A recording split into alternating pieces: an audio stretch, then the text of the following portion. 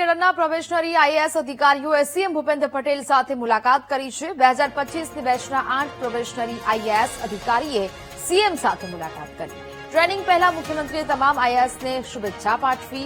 ગરીબના કલ્યાણના સેવા સંકલ્પ સાથે સેવારત રહેવા સીએમએ શિખામણ આપી। તમામ અધિકારીની ગુજરાત કેડરમાં અધિક સહાયક કલેક્ટર તરીકે નિયુક્તિ થઈ છે।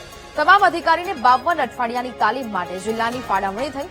બનાસકાંઠા, ભરૂચ, અમરેલી, કચ્છ જિલ્લાની ફાળવણી કરાઈ છે। પંચમહાલ, ગોધરા, વલસાડ, રાજકોટ અને મહીસાગર જિલ્લાની ફાળવણી કરાઈ છે। 52 અઠવાડિયા સુધી અધિકારીઓ વિવિધ તાલીમ લેશે। અત્યારે તમામ અધિકારી અમદાવાદ સ્પીપામાં 4 અઠવાડિયાની તાલીમ લઈ રહ્યા છે। અમદાવાદ સ્પીપામાં ચાલતી તાલીમ 26 મે પૂર્ણ થશે।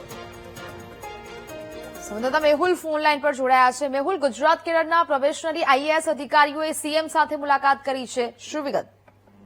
બિલકુલ વાત કરવામાં આવે તો આ જે પ્રોબેશનરી આઈએએસ અધિકારીઓ ત્યાંથી ગુજરાતની અંદર ફાળવણી કરવામાં આવી છે તેમણે આજે મુખ્યમંત્રી ભૂપેન્દ્ર પટેલ સાથે મુલાકાત કરી હતી। મુખ્યમંત્રી નિવાસ સ્થાને આ મુલાકાત જે છે તે કરવામાં આવી છે। તેમના પ્રોબેશન કાળ દરમિયાન તેઓ ગુજરાતમાં અલગ અલગ જિલ્લાઓમાં જે છે ફરજ નિભાવી રહ્યા છે ત્યારે તેમની જે તાલીમ અને અત્યાર સુધી પ્રોબેશન પીરિયડના સંદર્ભમાં મુખ્યમંત્રી સાથે જે છે તે ચર્ચા કરવામાં આવી હતી। મુખ્યમંત્રી નિવાસ સ્થાને આ મુલાકાત થઈ હતી। જી બિલકુલ મેહુલ, જાણકારી બદલ આભાર।